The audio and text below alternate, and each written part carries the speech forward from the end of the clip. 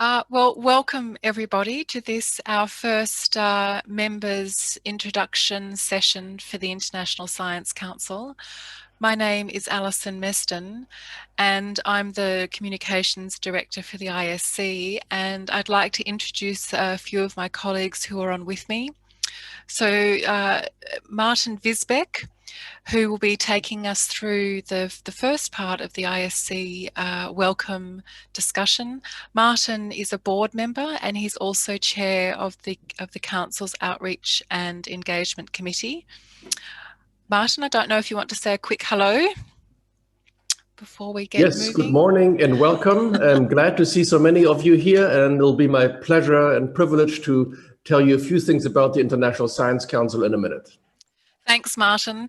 We also have Charles Erkelens, who is our Finance Director, and Charles will also be here to help answer questions, particularly coming up around the General Assembly. So good morning, Charles, who's currently in the Netherlands.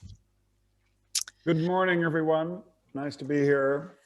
And assisting us today are Anne Thieme, who you all know as the membership officer, and you've got to know her over the last year. So Anne and I have been keen to start these kind of discussions with members. So this is our first one. So we're really looking forward to your feedback. So good morning, Anne. And Zhenya Soy and Lizzie Sayer, I think, has also joined us, are helping us in the background to make sure everything functions well. So that's the team this morning. I will ask that you mute your mics, and what we'll do is we'll have the presentation. There'll be opportunities during this presentation to answer some poll questions, and there'll also be opportunities at the end for what I hope is a casual and relaxed conversation that I will moderate. But again, in the meantime, if you have questions that come to mind or pop up while Martin and Anne are going through the slideshow, please use the chat box.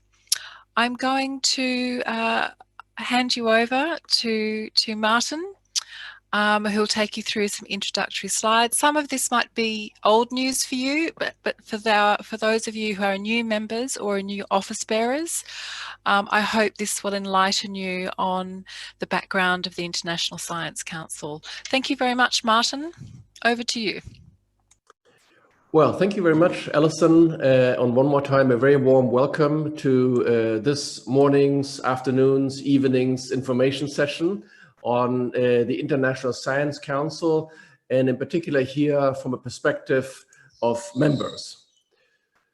We're going to structure our presentation to you before we're going to start into the discussion section along 4 themes. First, I'm going to introduce to you some of the essentials of what the International Science Council is, very briefly its history, vision and mission. Then I'm going to share with you some of the core and ongoing activities that we're undertaking right now, and some of you are already partners with us. Then we're going to look into some of the priorities, and then I'm going to hand over to Anne and Alison to talk a bit more about upcoming opportunities. Essentials. Now, at least all of you have found that there is an International Science Council, otherwise you wouldn't be with us here in this discussion. But let me just explain to you in a very few words what the International Science Council is. We are and striving to be the global voice for science.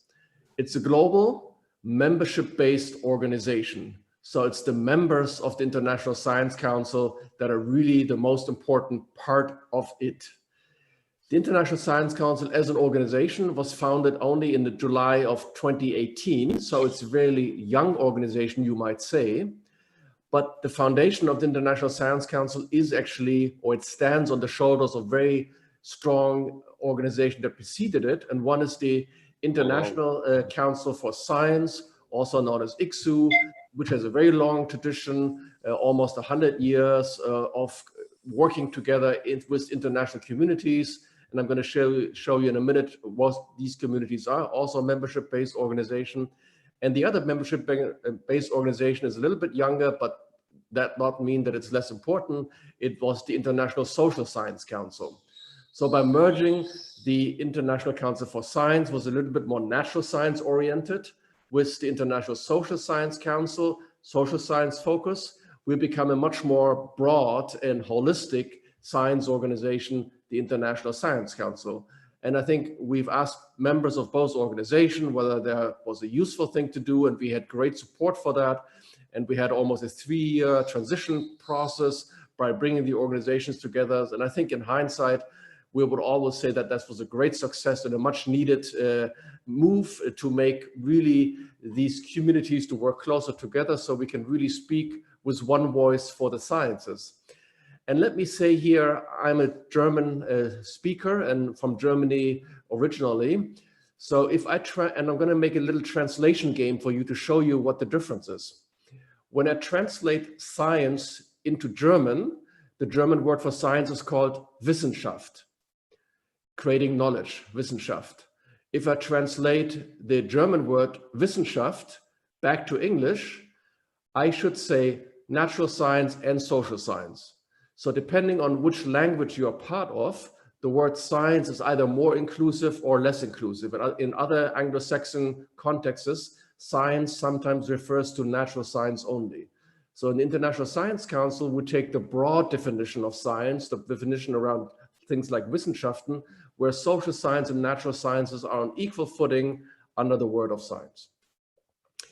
So the vision of the International Science Council is to advance science as a global public good.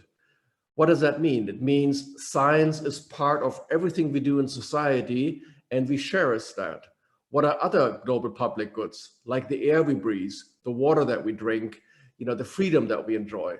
So these are global public goods, and we think science is, and we'd like to see it everywhere around the world, to be treated as a global public good.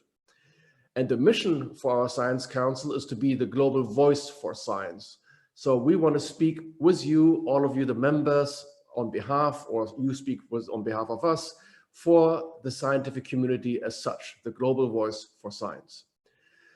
The membership of the International Science Council is somewhat special.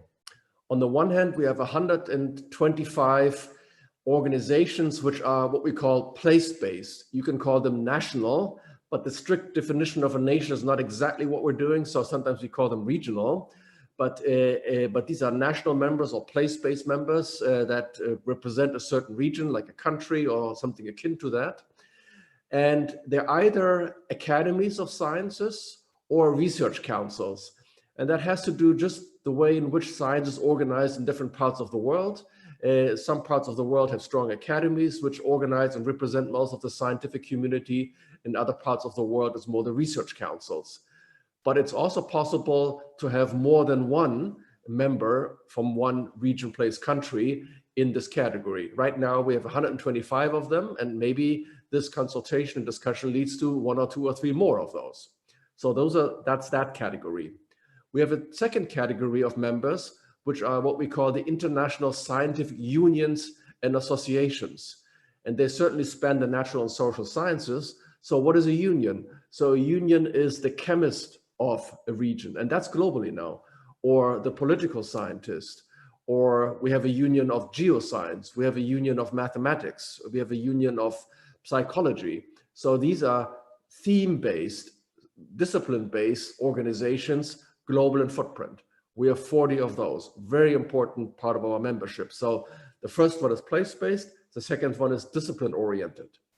And the third categories are the international affiliates. So these are affiliate memberships, and these include organizations like the World Academy of Science, the International Institute for Applied System Analysis, IASA, some of you know that, the Global Young Academy, and many others. So this is more a category of affiliates. They don't have voting rights in the organization, but they're certainly very important partners and support the activities that we do. And what we're doing, we're maintaining and increasing our interaction with the partners so they become active in the work that we do. We rely on them. And we also have other groups that we liaise with, for example, the Inter-Academic Partnership, the World Federation of Engineering Organization, Global Research Council, and others. So these are the partners. They're not formally members, but they are the partners that we do our work with together. So from an organizational point of view, we have a governing board, and I'm a governing board member. I'm one of the 10 ordinary members, you might say. But then we have 6 officers. There's a president, Daya Reddy, as you see here on the picture. The president-elect is Peter Gluckman. We have Elisa Rice and Jinghai Lee supporting the presidents in the vice presidential role. Then we have a secretary and treasurer, and then 10 ordinary members and 1 ex officio. So you see the governing board is a very typical structure of any organization that you probably know of. And we certainly help with headquarters to really manage the work of the International Science Council, take decisions, and certainly consult with members. The governing system, the governing board, is supported by advisory bodies. We have 4 standing advisory bodies. There's a committee for scientific planning. We have a committee on finance and fundraising. We have a committee on freedom and responsibility of science, and the committee for outreach and engagement. The Science Planning Committee looks at scientific programs, new ones, emerging ones, and also looks a little bit for quality assurances in the science activities. I'll show you some in a moment. The Committee on Funding and Fundraising is obvious. The Committee for Freedom and Responsibility in Science is very important because it acts on behalf of the International Science Council of all members to look at and help some of the scientists who are treated unfairly, who are in need of international support. There are sometimes issues around the world in certain regions, and we look at that on the one hand, but also on the other hand, we're working on policies for scientists, how to conduct free, open, equitable science around the world. And the Committee on Outreach Engagement that Melody and myself, we are sharing. So we're working with Alison and others in the International Science Council to really talk to and engage with our members and to think about how we best do outreach beyond the members of the council. Lots of activities there. Then we have ad hoc committees. We are changing the due structure. There's a committee there. We want to engage more small island development states. So we have a committee on that one. Election coming up, we're just standing that one up. And there's a committee on award selection. So normal organizational business, I should say. What is also exciting, new and interesting is that since about 2 years, we started to really be supported in our work by establishing patrons. Patrons are helping the organization to become more visible, to become more impactful, to become more engaged with certain global processes or certain parts of the world. And we are extremely pleased to have Mary Robinson, Ismail, Sarah Galadin, and Vince Cerf as part of the patrons for the ISC. They speak on our behalf in large global gatherings. They give us advice and really also help us when really mobilizing resources for into the International Science Council. And it's really wonderful to have such eminent people to helping us in making the voice of science heard around the globe. So the ISC also convenes expertise and influence across scientific fields, discipline, regions, and stakeholder communities. So why do we do that? So we convene certain groups. On the one hand, we want to promote international integrated research on key global challenges. I'll give you a few examples in a moment. Then we want to increase the evidence-informed understanding and decision-making at all levels of public policy and discourse.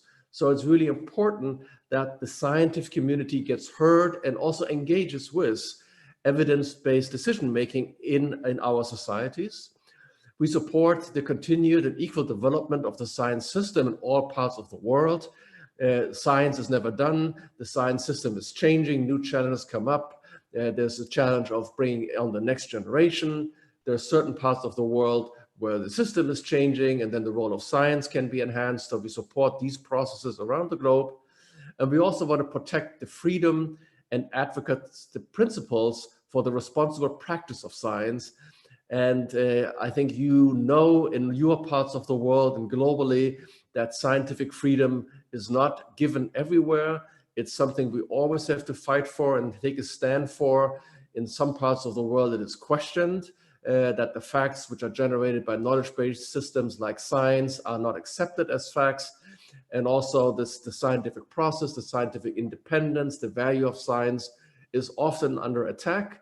And we, as the global community in ISC, really work on promoting that, so we don't have to worry about that too much, and that the value of listening to scientific advice, at least hearing it out, taking the evidence forward, is really important. And we've certainly seen it in the pandemic that those countries who are well advised by facts and science on average did better than those who have not.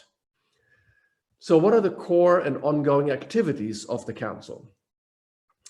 So the International Science Council sponsors and has affiliated international science bodies.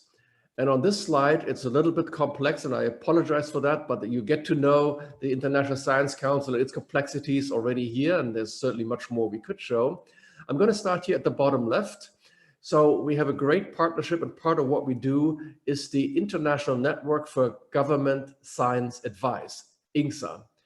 INGSA is a great network that really connects the policy advice mechanisms around the world and gives your nation an opportunity to think about, is the way we do policy advice the best possible? So it's about sharing a good and best practice.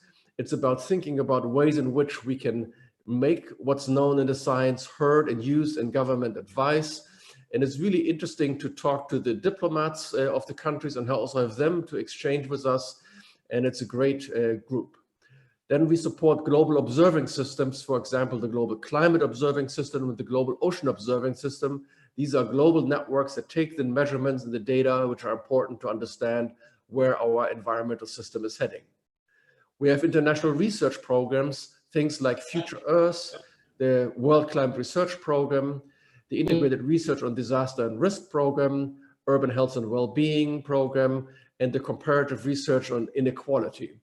And you see here, these are large or mid-sized international programs that the ISC is one of the sponsors of.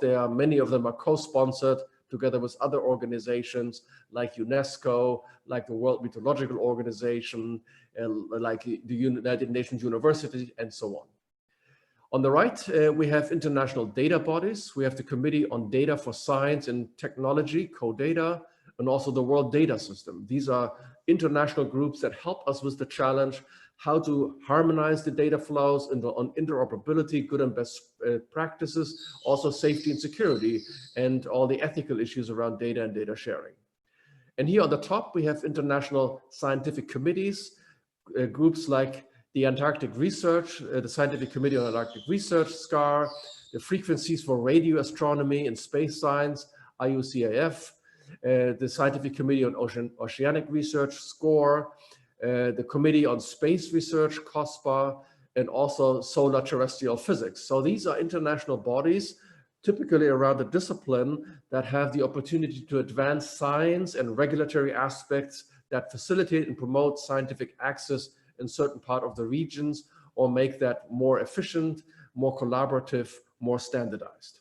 So you can see there's a wide range of international bodies, and we haven't even shown all of them that we'll work with. And that is also part of the work that the Science Committee is dealing with. We also support and host some of the international research funding programs. And we do that with partners. So the International Science Council is not a funding agency, but we work with funding agencies to facilitate innovative and impactful programs. And right now there's two of them. We have the Transformation to Sustainability Program, T2S, and that is supported by SIDA, the Swedish International Development Corporation, the Belmont Forum, which is a global network of funders, and also North Face, and they're supporting work on that enables the transformation to more sustainability. And we also have LIRA, the leading integrated research agenda in 2030 in Africa. And LIRA, you see the similar type of funders here. Robert Bosch Stiftung adds to that. LIRA is supporting early career scientists in Africa as they want to engage in their research, which is relevant to the 2030 Agenda for Sustainable Development. Two very exciting programs that we're also supporting and supporting the funders, and we're allowing access to our networks to those who want to benefit from that. The next is the International Science Council's roles in the United Nations system. What is interesting is that the ISC has a lead coordinating role for the United Nations major group for science and technology. The United Nations is a complex animal, as it were. There's the General Assembly, That is the membership and the members of various nations which are members to the UN, which is almost all of them. But the United Nations has specialized programs. You see some of them below.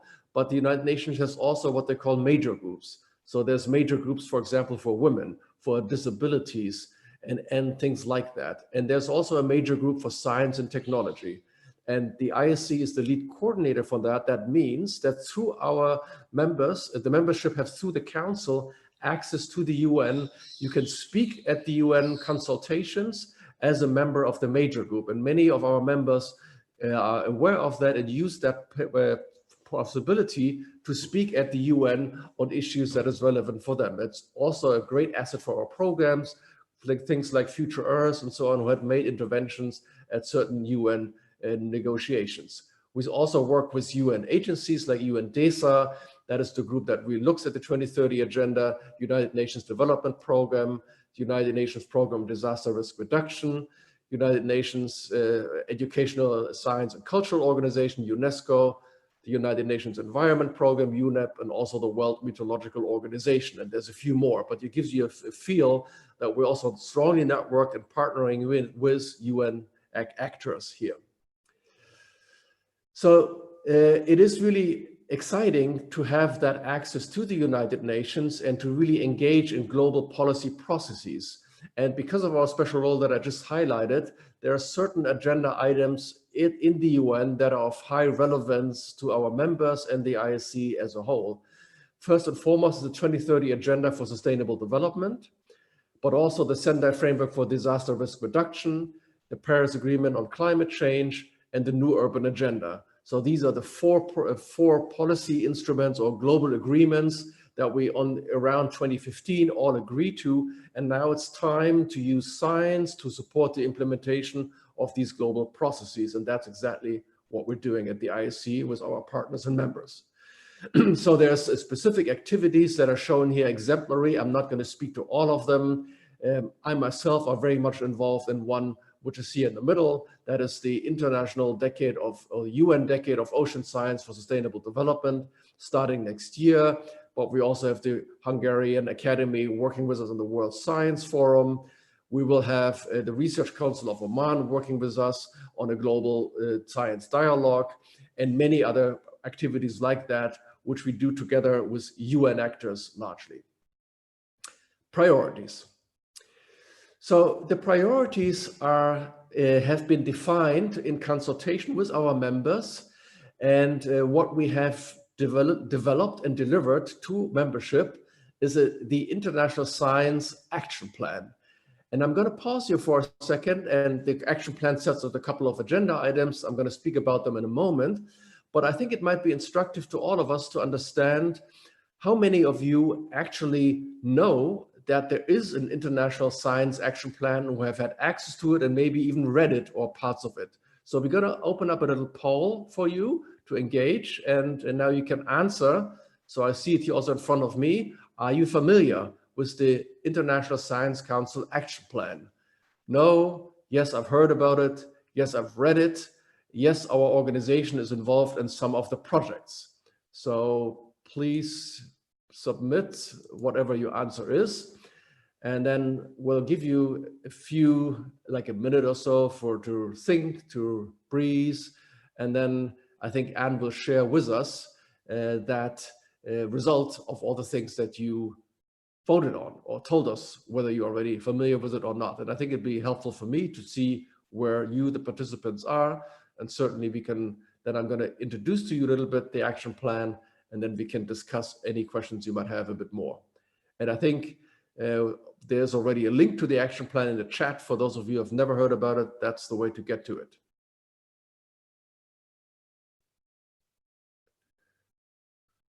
So Anne, are we doing good in voting? Have we mostly found the button and know what to say? I hope so, Martin. We're just going to give people another few seconds to type in their replies. Very good. If you can't see the poll, let us know in the chat and we can assist you with that. Yeah, but I think it's all right, even if there's a few colleagues. All right, here we go. So let's see. We have about 40% who don't know anything about the Science Action Plan. That's great. So that means I'm telling you something new. Quite a few have read it. That's an equal amount, and some know about it, and some are already even involved in some of the action plans. That is a wonderful result, colleagues. Thank you very much. So we have half of the colleagues having read it, and half of them not yet. So that's great. So let me tell you a little bit more about what the action plan does and is. So it is about advancing science as a global public good, as I said, and certainly the International Science Council as the voice, the global voice for science, seems a very appropriate group to do that. So let's take a look inside. So the action plan, it's running for last year, this year, and next year, has 4 elements to it, or 4 chapters, or 4 areas of work. So the first area of work is the 2030 Agenda for Sustainable Development. As I said before, I hope most of you are aware of that. And we think that science has a lot to offer to help with the implementation of that agenda. So that's one work stream, the 2030 Agenda.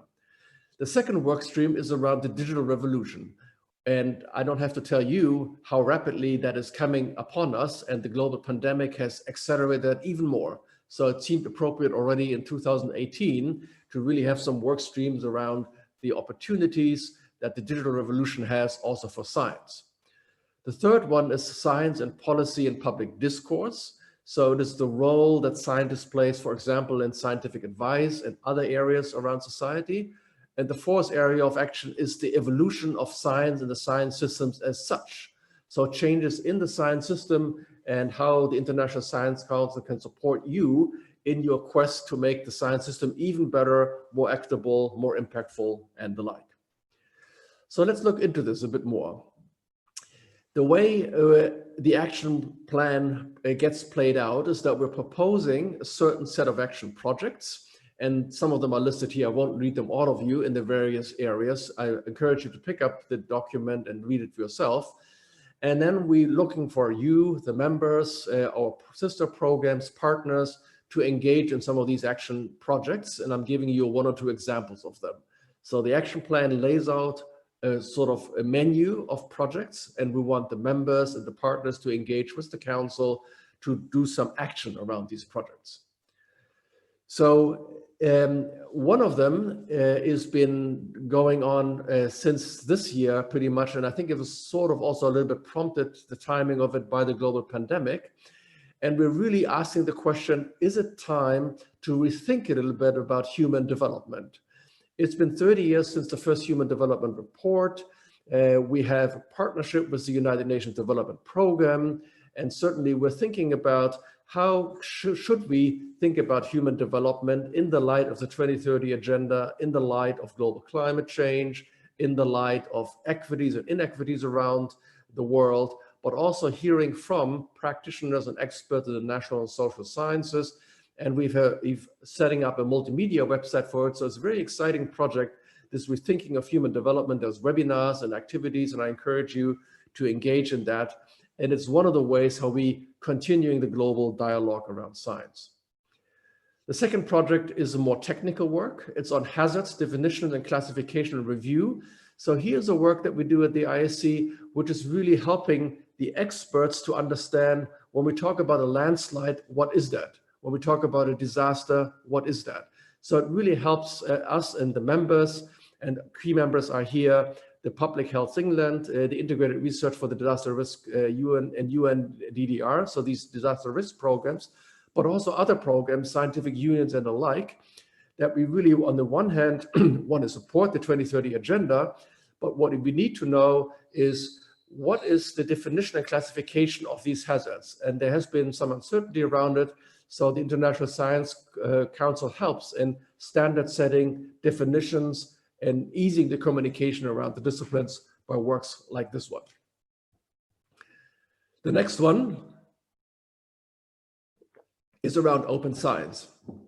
Open science and the future of scientific publishing, I'm sure, is on every one of your minds. On the one hand, open science is advocating and advancing open science as a fundamental aspect of the work of scientists. We want science to be open, equitable, shared with everybody, transparent. So in that sense, that's the game. But how can we make sure that the access to science is open to everybody, in particular in the global south? This has to do with paywalls and other means of access. But we're also working with UNESCO, who has also done some work on recommendations about the evolution and what open science really means. And then we're working on a great project about the future of scientific publishing. Any of you who are involved in either publishing scientific journals or even editing them or being a producer of them knows where the issues is. It's the role and review of the scientists as reviewers, it's the editors, it's the financing around it, it's access around it, open access, paywalls, all like that. And this is a very complex issue, and we're doing some work with the colleagues around that, great work that we also are supporting very much in the governing board. Then, unfortunately, there's no surprise to you that we still have systemic discrimination in science. It's around, on the one hand, around gender equality in science, and we've been doing a lot of action there, consultation. We've been participating in the Falling Walls event that was just happening a few weeks ago. And there's a consultation process going on with members, and we want to hear from you how you are addressing and closing the gender gap in science, in particular in leadership positions. What are good models that work? What are good actions that we can take together? But it's also about combating discrimination. So we've done some statements on that. We always work when it's about systemic racism, discrimination in science. So issues like that are also very important to us in science. I'm almost done. No surprise to you with the global pandemic coming along already in March. The International Science Council started a global science portal. It's been very much used. It's been very successful, in particular at the beginning during the pandemic, and we're working with the colleagues on this. There's many other outlets as well, but I think it's been very helpful to our members to really bring together the best of what we know around the corona pandemic, the ways to deal with it, to also what it means for the scientific world. And so we're working with many other partners on this one and developing also a roadmap on the recovery process. So it's not only to dealing with the medical aspect of the global pandemic, but also everything else, what it means about recovery and what opportunities the recovery has to maybe transforming our systems in science and around society to more sustainability. A lot of interesting work there. Last but not least, I don't think quite last, but almost last, we couldn't be a global voice for science if we were not present everywhere around the world. And there's two ways we can do that. On the one, we are very much relying on our members in every part of the world. And I said there's 122 of them right now, and hopefully a few more soon.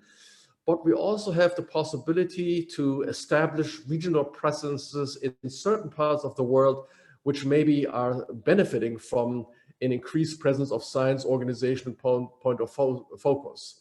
So we have a regional office in Africa, although there's transitioning happening. The formally supports ends early next year. We had a regional office for Latin America and the Caribbean. This was hosted by El Salvador, but they choose to shut that office down at the end of, so pretty much a year ago. And then we have a regional office for Asia and Pacific, and I think the director is here with us today, this morning. But we're really thinking about what is the best way to promote a regional presence of the International Science Council around the world, and we're certainly open to ideas and discussions and interest there. And what we've opened up right now is actually a specific opportunity to members to say how would they be interested to hosting a secretariat function, let's say, in their region for Africa, for Latin America, Caribbean, and the Asia Pacific. So we're opening this up to all members to host part of or their activity in the region. Very interesting developments to increase our strong regional presence, and certainly something we can discuss and talk about. So I think I'm almost done. Let's see what my next slide is. Yes. So for those of you who are already members, there will be an extraordinary General Assembly happening in early February, where it's about voting on a few statutory changes in the ISC, nothing fundamentally different, but there's some adjustments that we need to do to the statutes, and also voting on or establishing an elections committee that helps us with the elections coming up next year. Also, the General Assembly will happen next year in October, from the 11th to 15th of October. Pre-COVID times, we were hoping to all assemble in Oman. The government of Oman had invited us to be there with them, but now with the COVID pandemic situation, that will not be possible. So it will be very likely an electronic General Assembly, and it will happen, as I said, between the 11th and the 15th of October. So there's an election procedure that we need to do. I think it's early steps towards the next phase of the action plan for the International Science Council, and many other procedural things like that. But we'll also share the awards from the International Science Council and some scientific highlights with you, I'm sure. So with that, I've probably extended my time that was allocated to me, but I thought it would be helpful to go through a little bit slower. And I'm now handing back, I think, back to you, Alison, right? Yes, thank you, Martin. We're going to take questions at the end. So thank you for that. It was a really excellent in-depth look, really, about the International Science Council and our complexities as an organisation. So thank you for that.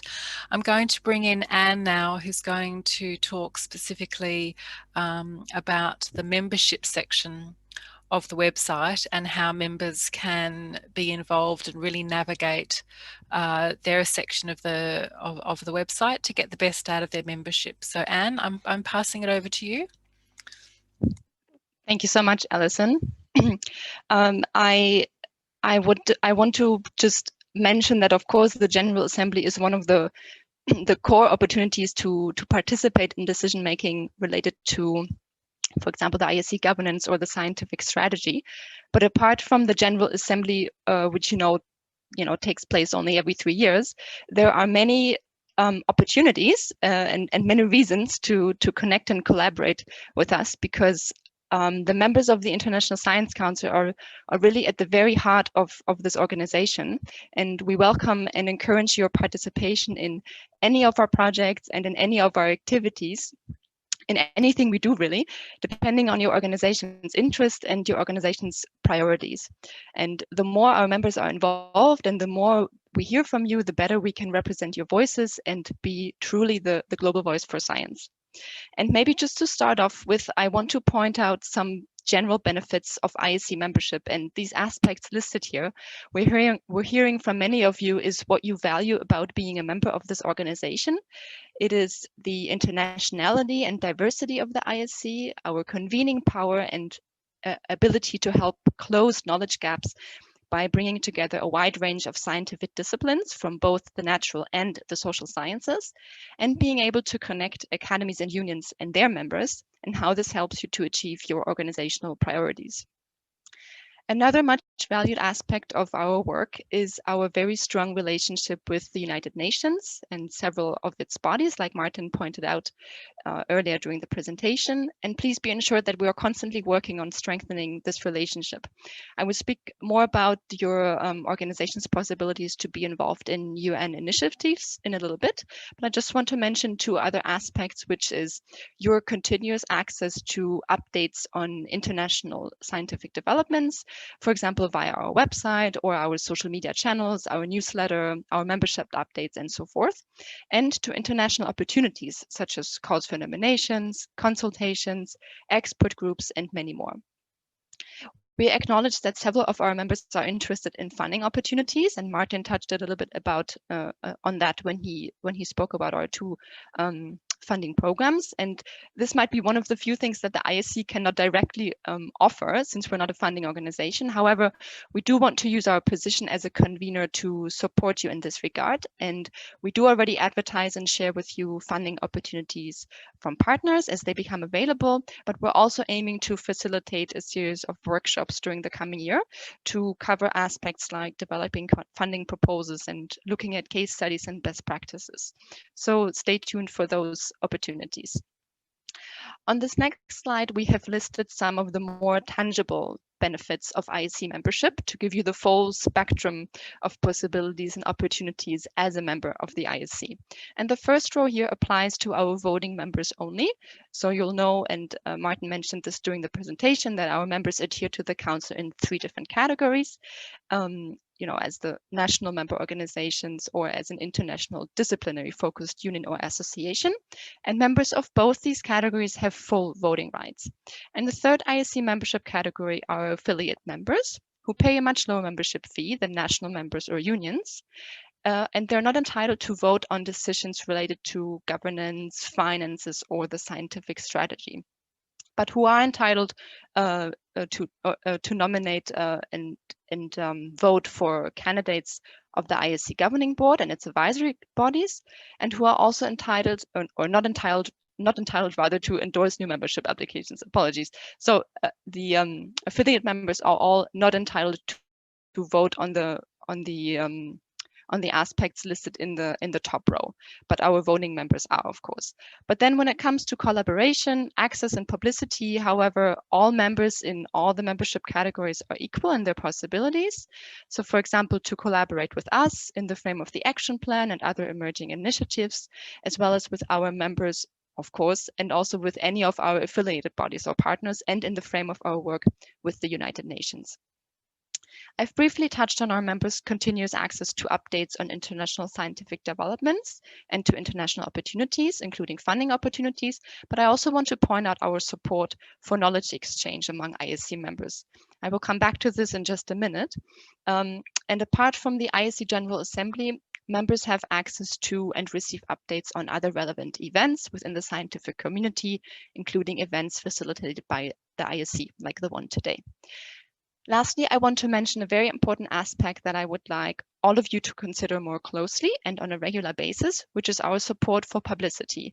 And what I mean by that is that we are delighted and stand ready to amplify and share with other ISC members and the wider scientific community your events, your vacancies, your calls for papers, your calls for nominations, your publications, your initiatives, and your stories. And we are very happy to feature your events on our events page on the website, to include your vacancies on our vacancies page on the website, to share your opportunities via our newsletter and via our membership update emails, to amplify your stories and initiatives in the form of a feature article on our homepage. And of course, we will aim to share all of the above on via our social media channels. So you might think now,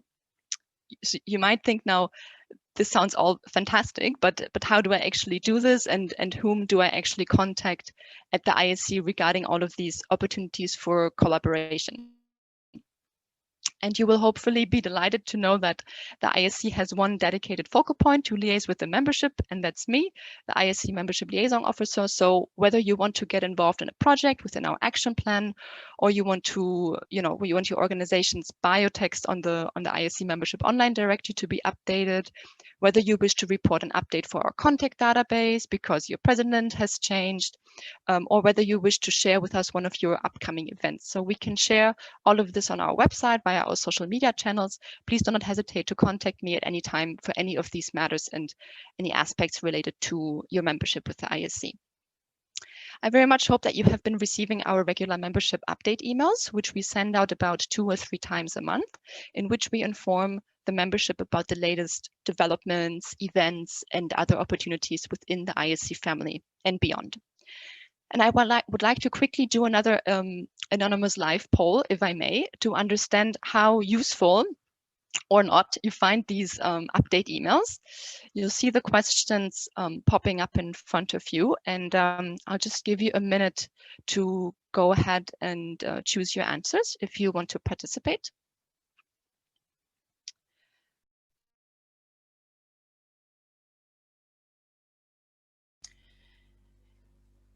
You can tick more than one box, right, Anne?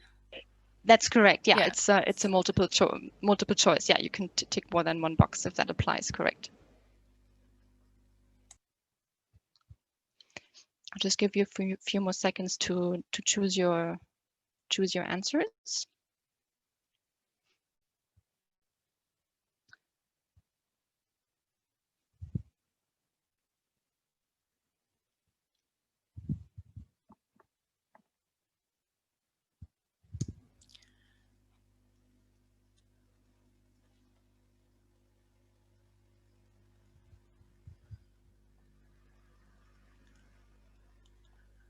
I'm a little scared, Anne. It's like asking a boy out on a prom date to see what the answers are going to be. That's true. Yeah, yeah, that's true. But that's what this meeting is for, right? Yeah, I mean, yeah, we absolutely. really want your feedback, and we really want to know, if we're reaching you properly, so that we can improve, improve and work on that. So I see now the results of the polls, or many of you say that the information contained is useful, so that's very good to know. If you ever have any feedback on the emails that we send, it would be great if you can just contact me, because like I just mentioned, we're like continuously seeking to improve our communication with you. So do contact me if you have any suggestions there or any feedback. Oh yeah, and also if you've not been receiving the emails, of course, please contact me as well, because we need to get you on our database. In these membership update emails, we share, like I said, many updates and opportunities, but soon we'll be sharing lots of important notifications regarding the upcoming Extraordinary General Assembly in February. For example, over the course of the next weeks or so. So do let me know if you don't receive those updates. And of course, I look very much forward to seeing all of you online during the assembly. It will be truly a great opportunity to connect and network with other members. Lastly, I want to draw your attention to a page on our website, the ISC Membership Notice Board, which is a dedicated page that we set up just a few months ago, really, for all updates, notifications, and other membership-related information, and to really have a place to gather all of that in one place for you. And if you don't mind, I would like to just launch another quick anonymous poll to understand how many of you have been visiting and using this page and how useful you find it. So if you could just take another minute to answer the questions that will pop up in front of you now. So this is really where we're trying to gather all of the information in one place for you to have it accessible, and for you to know where the most important updates can be found.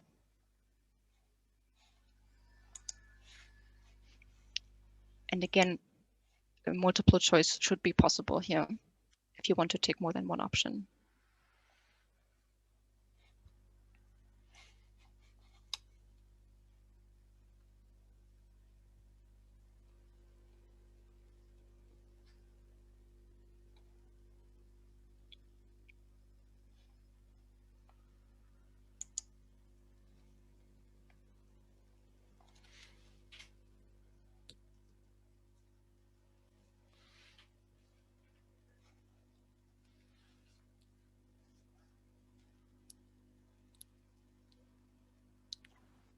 Have a couple more seconds, and then we'll share the results with you.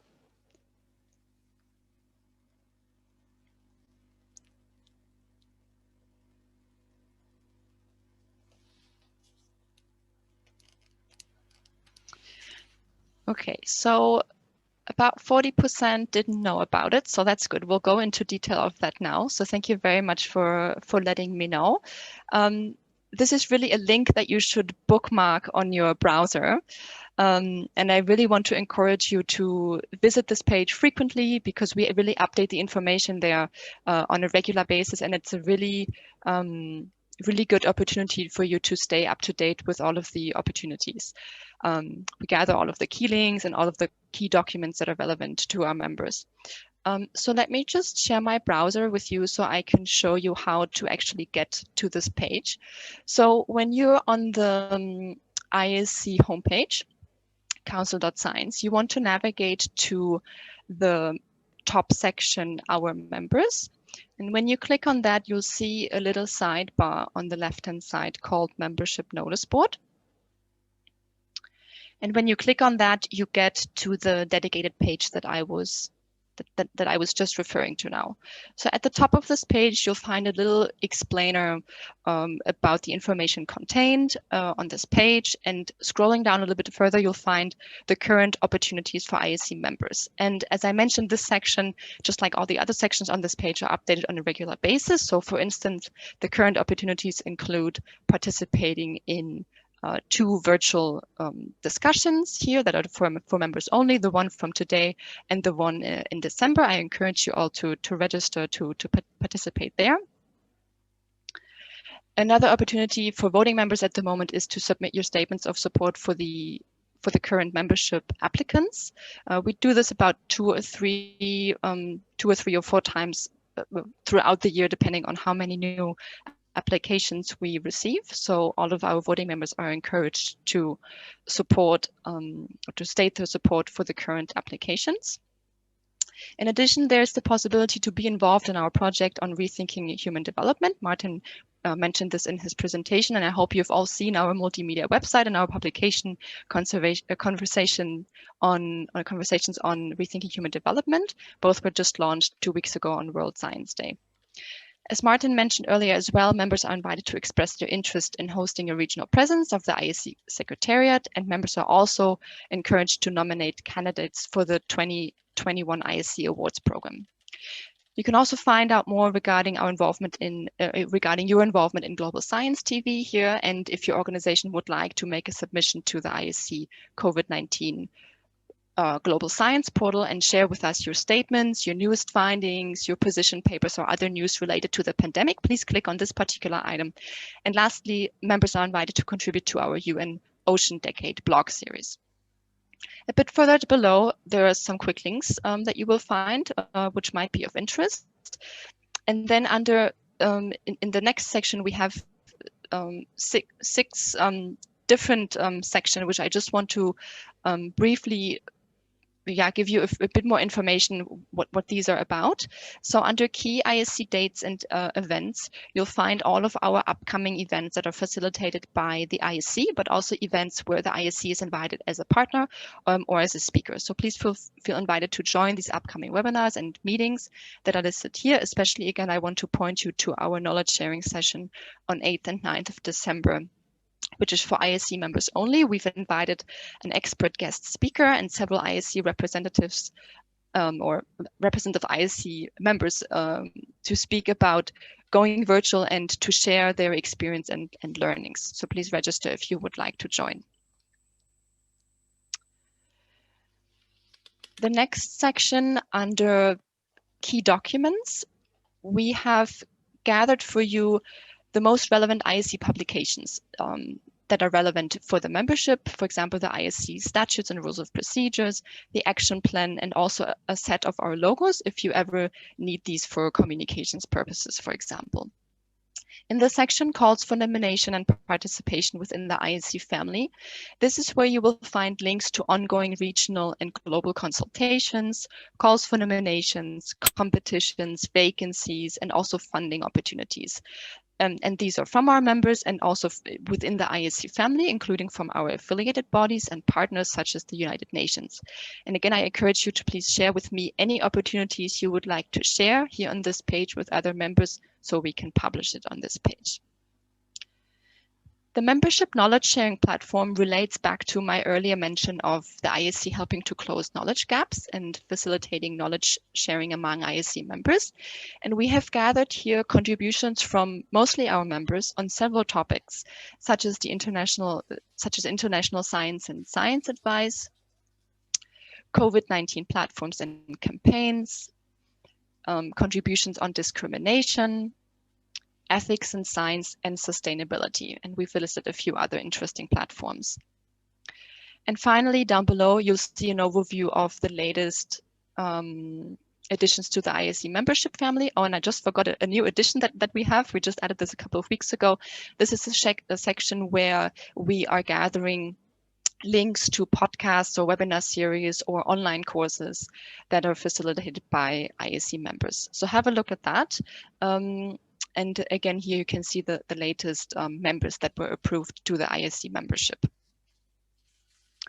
So you see the notice board fulfills many purposes, and I really encourage you to visit it regularly. It really acts as a two-track platform where we share information with each other.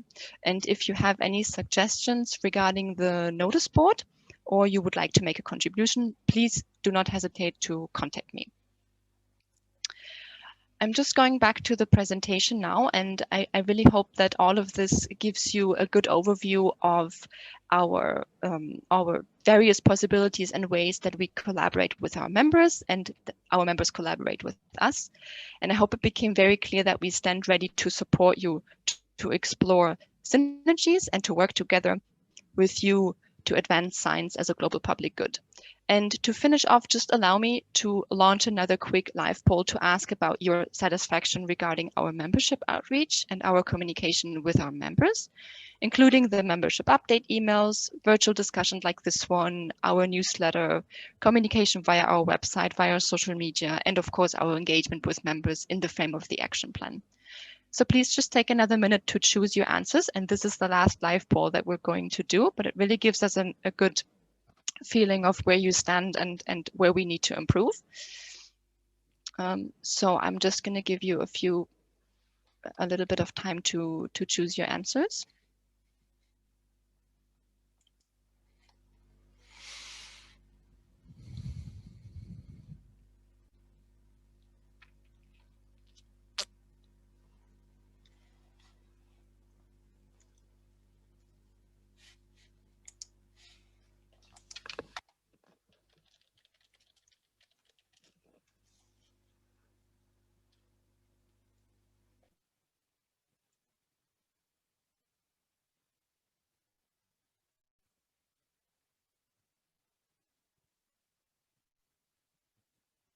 Just give it a couple more seconds.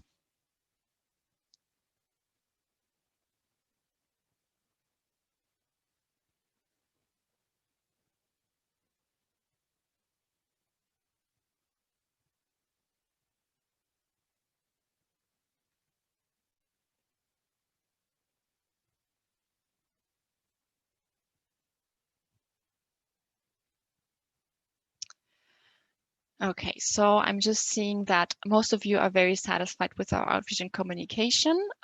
So thank you very much for sharing this very positive feedback. For those of you who mentioned it's not enough or it's too much, please get in touch and let us know what exactly you're referring to so that we can we can work with that feedback. And again, please do not hesitate to contact me. I look very much forward to being in touch with you. And with that, I will now hand over to Alison to take your questions and to open up the discussion. Thank you very much. Thanks very much, Anne. Thank you for that presentation. I hope maybe if we can take the presentation down and go back to the view of everyone on the screen, great. So we've got a bit of time now to just have a general discussion and ask some general questions. And so I hope that you can use the raise hand function. Or if you can't, just send a note in the chat that you would like to ask a question. Before we go to questions, I know there's been a couple of questions, Charles, that have come in about how voting happens at General Assemblies. And as we've got an electronic General Assembly coming up, it would be great to bring you in quickly just to talk about how the voting process works at a General Assembly. So thank you, Alison. Based on the statutes, the way we work with voting, either in an in-person meeting or in an online meeting, there's always a possibility for members to vote either in advance on certain subjects that are clear and have been outlined, or through a proxy by using another member that will be present at the meeting, or vote at the meeting. And to secure that we know the right people are voting at the right moment, we are going to make sure that in advance we know the persons that are representing the members are identified, so we can use their information either through our secured site or through email to receive their votes. So that's an important point for us for security reasons, to make sure that the right people are representing the right members to vote. Thank you, Charles. So yeah, as we've talked about, we are having this electronic General Assembly happening in February for members of the ISC, and we'll be sending you more information on that shortly. So now it's really just if there are any questions or comments from the presentations that we've made. We're happy to continue to have Martin here as a member of the governing board. So if there are any other questions, we can take those now. I see people are pretty quiet, which tells me either everyone is really happy with the presentations that we've been given today. I hope that particularly for new office bearers of academies or scientific unions who've joined us today, you will leave today with a bit more of an understanding of the International Science Council and its place in international science. I don't think we have any... There's one question in the chat already. Have you seen that? Martin? There's a question in the chat. I don't know whether you saw that. Maybe I didn't. Does the International Science Council have any specific funding schemes to support science systems in South Asia? So that is an excellent question. I think we do get that quite a bit. You know, how can the International Science Council help you to secure the resources that you need to do the science that you want to do? And we are not a funding body, as I said before. So there's, we have two small programs that I shortly showed you that we do in partnership with. But we do have abilities to work with you in the region to support you there. And because you're asking a little bit about the region of South Asia, I wonder whether Aslam, who's actually with us from ROAP, from the office, the regional office from the region, wants to say a word or two how we in these regional offices support those in the region to actually get access to the resources and what type of support sometimes can be facilitated centrally and how you actually empower membership to be really fulfilling the mission. So I wonder whether we should give the word, Aslam, to you to say a few words there. Thank you very much, but I think we can invite the director, Mazlan, who is also here as well in the discussion. I think she will be able to give a better answer on this. Hi, thank you, Sufyan. Hi, everyone. I'm Mazlan Othman at the Regional Office for Asia and the Pacific here in Kuala Lumpur. Some of you know me.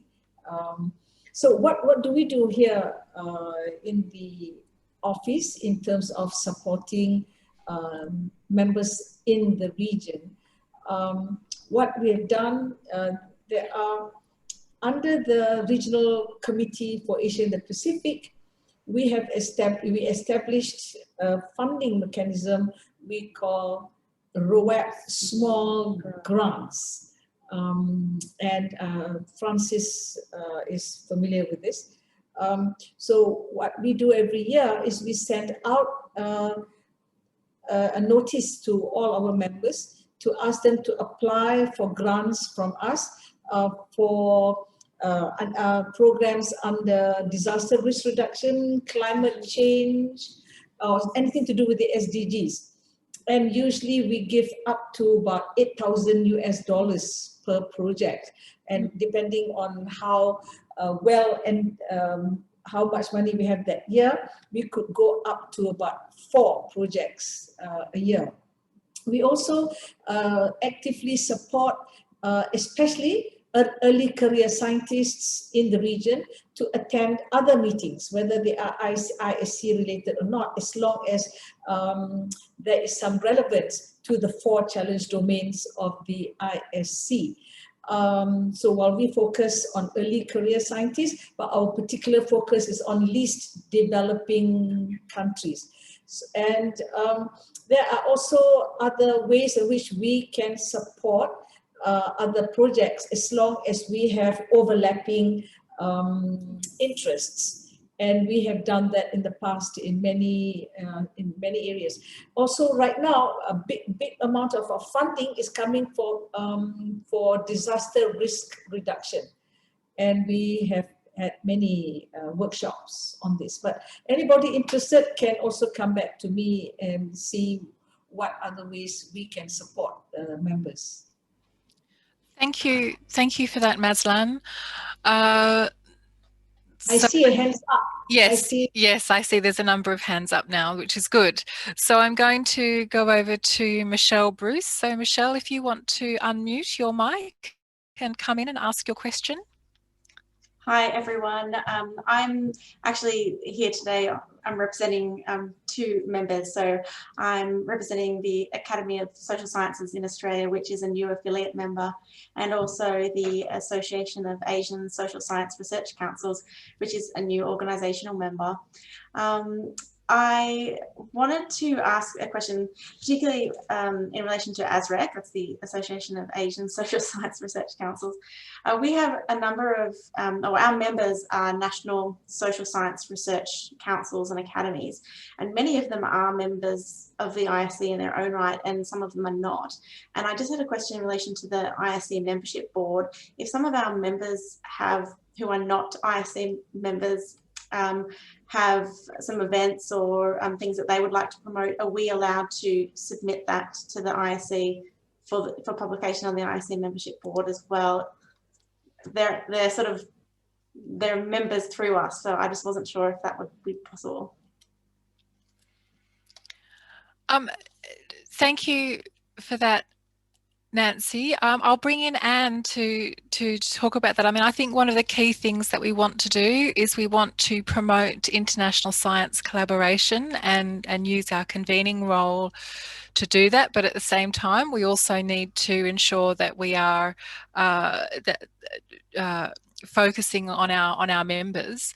But again, this is one of the interesting things that I discovered earlier this year, when I spent a lot of time on a one-to-one basis with our membership. And one of the things I discovered is that not only is the International Science Council complicated, our members are complicated, and they have different layers within those members. So my suggestion is, if you want to put something on the notice board or share information, that you have a one-to-one discussion with Anne after this call, and we'll see what we can do to move that forward. Does that make sense to you? Because we want to, in order to make sure that new members are able to share their information, and it's about finding the right place to put it on the notice board. Yeah, I guess it's like, there's nothing in particular that I wanted to share right now. It was more that is that something that I can say to our members who are the peak bodies in the peak social science bodies in their country. If they're not an ISC member themselves, can they still submit it? Like, do I open that invitation up to them? Let me quickly respond, Alison. It's a great question, and it's maybe a bit more detailed for the wider audience here, but let me answer in two ways. On the one hand, yes, because they're part of your organization. So obviously, because your organization is a member, so that means also those who are part of your organization have access to the ISC. But also note that in your particular situation, we would also welcome those national councils to become members themselves. That would be wonderful if through that mechanism we can encourage more of them to join, to become a full member. So, but on the other hand, obviously, it is possible, and the details will always be negotiated with Anne. But in principle, yes, they can do that. But it will also be good if you can use that opportunity to encourage them and see if they find that useful to become full members themselves. Thank you. Thank you, Michelle. I just want to mention that we always really want to share anything that's relevant within the ISC family. And we might just look at whatever you want to share, how it's relevant to the ISC, if it's global or regional, and then find the right channel to share that. So please do share that.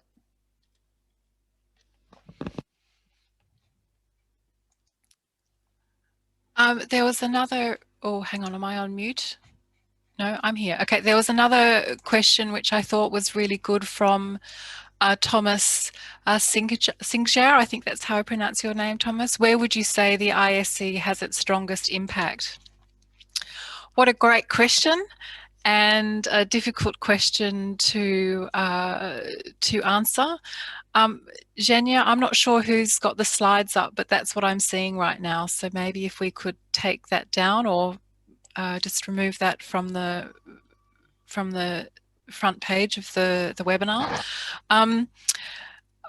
It's interesting to talk about impact because Martin shared some of the projects that we've done this year, and I think impact comes in different ways. So I want to give you a very concrete example. So the first is the work that we did on rethinking human development.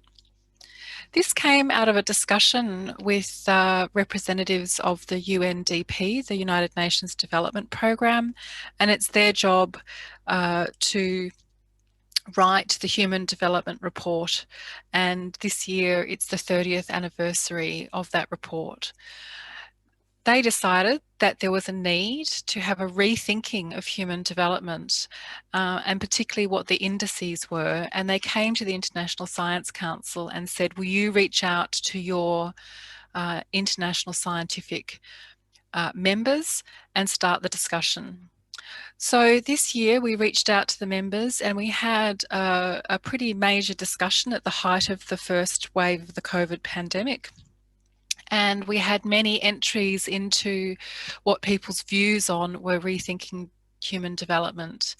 And what came out of this was 9 key new directions on what human development means. And one of the big changes that has happened is that human development can't take place if we only consider human-centric development. We also need to consider our place in the natural world. And I think this is a really positive impact that we have had on the way the UNDP will now run its Human Development Index. And for me, the most wonderful thing that came out of this was a collaboration with our members. So we had members of the International Soil Science Union. Sorry, that's my co-worker in the background. The members of the social science, the soil science union, the astronomy union, so 2 natural science unions come in and have very important things to say about human development in the natural world. And of course, along with many of our social science unions and as well. This impact continues because we're now going to a second phase.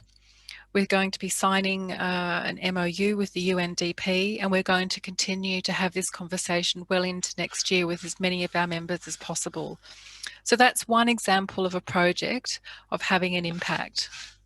Martin, you might like to come in as well as a member of the governing board, but it's also things like ensuring that the ISC is represented. For example, Heide Hackman, the CEO, was one of the 10 members at the Secretary General's meeting for science leaders to talk about things like climate change. So it's also about having that access at that very high level of the United Nations. And again, all of those impacts in those programs that Martin talked about, and his one in particular, is the IOC. So Martin, perhaps you'd like to talk about that in terms of ISC impact. Yeah, thanks, Alison, and what a great question that is. I mean, I think the high-level answer is if we have an impact on your organization by connecting you to other organizations, this would be the most happiest place we could ever be. But I think the way we facilitate that is by offering you the opportunity as a members to engage with other experts, with your network, with the global network, on areas where really the global voice for science is essential. And I think it is in areas, Alison, that you outlined. In my particular area, I'm a marine scientist. The International Science Council is partnering with the Intergovernmental Oceanographic Commission and others to support this United Nations Decade of Ocean Science for Sustainable Development. So you can see that fits very well in our first action area to support the 2030 Agenda for Sustainable Development. But here it's the marine science community in particular who is taking natural science, social science, economics together over the next decade to really bring about the change that is needed for a more sustainable interaction between human and the ocean system and the ecosystem services and human system services. Alison, exactly in the same spirit as rethinking about human development. Human development also needs a happy place with the environment. So as the Asians say, living in harmony with the environment is the goal here. Another happy place that we would like you all to be with us is to really work and reflect upon the issue of scientific publishing. I think this has a huge potential to change the way we do business across the world in science.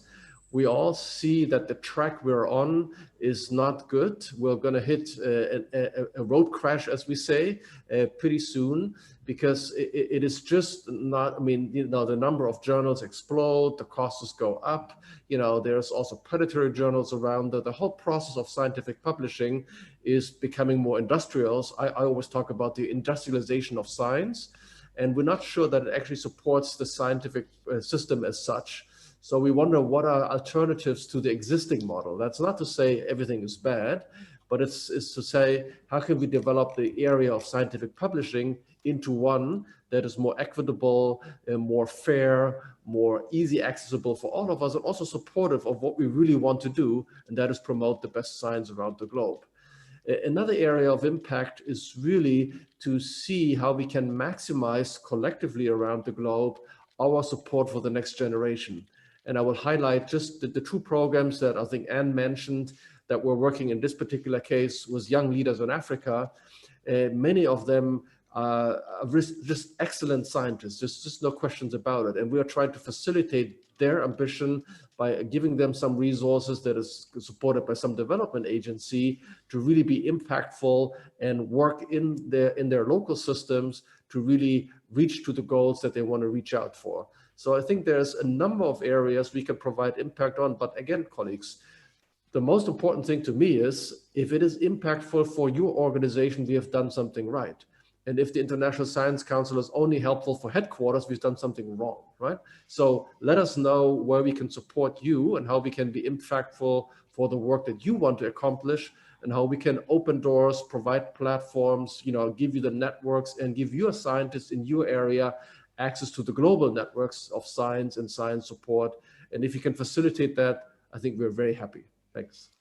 Thanks, Martin. And one other thing I was thinking about in terms of impact, just while we're having this discussion, is again the COVID-19 crises and this current pandemic we're in. I think the COVID-19 portal at the beginning, you know, was a really great way for ISC members to collaborate and to share ideas, and as the pandemic's progressed, you know, we're seeing a bit less engagement with that, so I'd really like to see more. But I was on a panel yesterday with the WHO, and the biggest thing we have coming as a scientific community in the next 6 to 12 months is the development and the deployment of a vaccine, and how this confluences around the infodemic, misinformation, this view of science, you know, science weighting the same as somebody else's opinion just because they're a celebrity or have a radio show. So I think one of our big challenges when we speak about impact is how we can act together as an international community to make sure that we have the biggest impact at our local level, to ensure that we drive this second phase of the pandemic forward, and meet the challenges that are coming our way. And I was really quite impressed yesterday by the WHO, who really have a clear understanding of just the huge importance that we must have in getting the correct information out to people. So yeah, it's going to be a big task, and I hope that the ISC, along with all of you, our members, has a really important and vital role to play in having a big impact on ensuring that we reach herd immunity through vaccination deployment, and equal vaccination deployment, which I think is something else that's going to be coming up. So I'm not sure if that answers your question about what impact the ISC has. I think we've touched on a number of areas. I'd be interested to hear from other members about their ideas of impact. But yes, that's my answer at the moment. I think we have some more. We have some people who've had to go. Are there any more, do I see any more hands up? Yeah, there's a hand up from Mohammed. Mohammed?